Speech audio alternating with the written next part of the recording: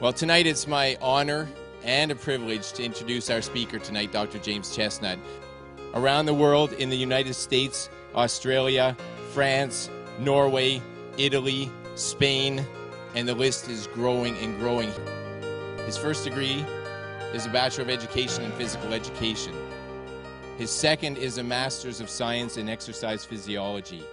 That allows him to interpret and collect the research that is out there. As I've mentioned, this material is changing lives. He is speaking about your daughter and your son and your parents and perhaps your future children, because you make the change now, you get to change the future generations. When you see him speak, it comes from a very personal place, because it is. Could you please help me and join me in welcoming Dr. James Chestnut. As Dr. Baxter mentioned, I'm very privileged now to speak all over the world. And no matter where I go, there's one thing that we seem to have in common everywhere, especially in the industrial world, and that is that we're losing our health at a great rate, that we're getting sicker and sicker as time goes on, not healthier and healthier. And the other thing is that I think that we all understand that health is our greatest asset. The fact is that we know that, and we openly admit that health is our greatest asset, that it's the single most important thing in our lives and the lives of those that we love. And we also openly admit that we're not expressing the level of health in terms of our potential. My question is why? And the answer to that is really what tonight's about. Why don't we choose the apple over the donut?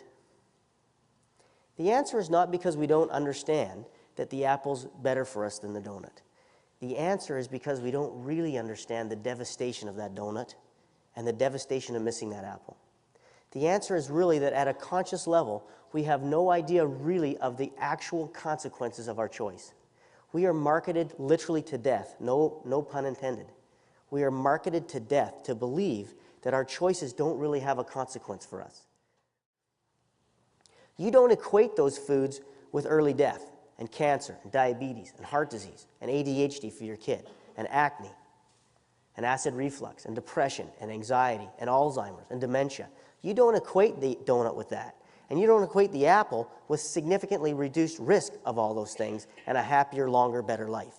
You think the donut might pack on a few extra pounds. You think the donut might make your kid a bit squirrely for a little while. The truth is, it's poison. How many of you can drink the water from a stream within 5 miles of your house? Now, we're in Victoria. This is God's country. I'm usually talking in, Manhattan. But I'll tell you that probably there's very few, if any of you in this room, who can drink water from a stream within 5 miles from your house. Was that true 300 years ago? How can we think that we can poison our streams and not poison ourselves? How can we think that the animals are dying in these streams and we're okay? That makes no sense if you understand science. How many of you would like to drink the water from the runoff of the farm that grows your children's fruit and vegetables?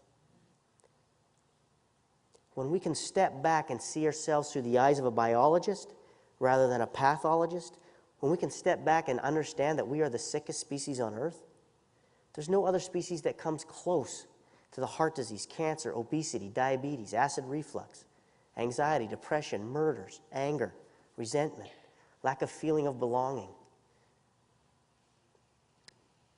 We're in some trouble. And the truth is, until you understand why we're in trouble, then the things that you do to try to resolve it can't work. The two most important questions are, why are we sick?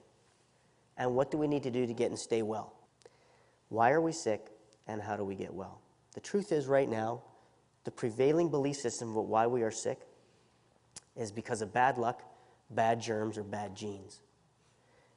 That's bad science. We are not sick because of bad luck, bad germs, or bad genes. We are sick because of bad choices. And we bioaccumulate the effects of those bad choices with time, and they catch up to us. As long as you believe that you're sick because of bad luck, bad germs, or bad genes, then you feel you have no power to influence your outcome in terms of your health. You feel that it doesn't really matter whether you have the apple or the donut, because that's not really what determines your well-being. I'm here to tell you and show you with the best science in the world, from the best journals in the world, that what determines whether or not you're going to be sick or be well is how you eat, move, and think. But we were told to shut up and butt out about our health. We were told to leave it to the experts. The truth is, you need to be the expert. If you're not the expert, you have no chance. You cannot leave health to anybody but yourself because it's your choices that are going to determine your health. You can't blame anybody else. You have to take responsibility for that. But you have to have some knowledge so that you can do that. You know, give them a fish or teach them how to fish kind of thing. Do you remember when all the fish died in the Great Lakes? Do you remember when the Great Lakes started to die off in the 70s? Yeah? Do you remember when they started washing up on the shore with tumors and they were sick? And do you remember the birds that ate those fish, their eggs were brittle and they were not producing offspring and were very worried about the extinction of the birds as well? Is that fair to say?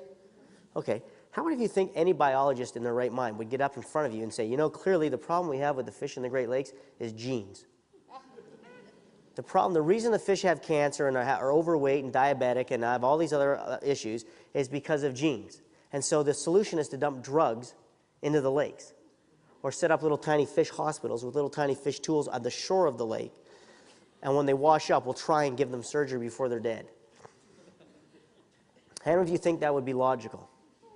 Why would you think it logical for the human species? Why would it be so silly that we could giggle about it if it was fish, and yet not so silly if we start talking about human beings? Toxicity and deficiency are the root cause of all illness in all living things.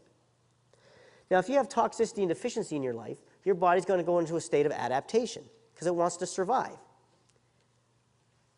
If you're at a state of 7 out of 10, remind me one more time, please. What's the only way we can get well? We must move towards 10. Are we in? Everybody's in agreement?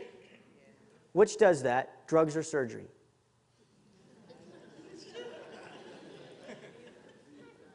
That's an important question. So two things always happen when we put stress into our life. The first thing is that we lose our lifespan. Our cells start to divide quicker, we have more cell damage, and we actually have less lifespan. But more importantly, the quality of our life also decreases. And life becomes more of a struggle day to day. And what I'll tell you is it does not matter what drug you get when you're in that pool with that rock in your backpack. The only thing that matters is getting the rock out of the backpack. And what I want to talk to you about tonight is taking control about what rocks go in and what rocks you're going to take out. And understanding that there's nothing in the treatment of the issues that come from having that rock in your backpack that are ever going to solve the cause of the issues. And until we address the cause, we have no hope. And the cause is not bad genes or bad germs or bad luck. It's bad choices that put rocks in our backpack. Chiropractic fits into wellness. Wellness doesn't fit into chiropractic. Chiropractic is an integral part of a wellness model, and chiropractors are perfect. The original concepts of chiropractic are a perfect marriage with the concept of wellness because both are about restoring function and finding out and studying and through science what it takes to express potential rather than what it takes to treat the effects of illness. And that's medicine's role. Chiropractic's role is to find out what we need to express our potential. When people are dying because of how they eat, move, and think, they are committing suicide with their lifestyle choices. And they keep getting told that they're sick because of bad luck or bad germs or bad genes, and the truth is, they're not. They're sick because of bad choices, and until they change those choices, it doesn't matter how many drugs they take, or how many body parts they get removed with surgery, or how many other surgical procedures they have no chance of being well, and they have no chance of teaching their children how to be well. And that is extraordinarily motivating for me. And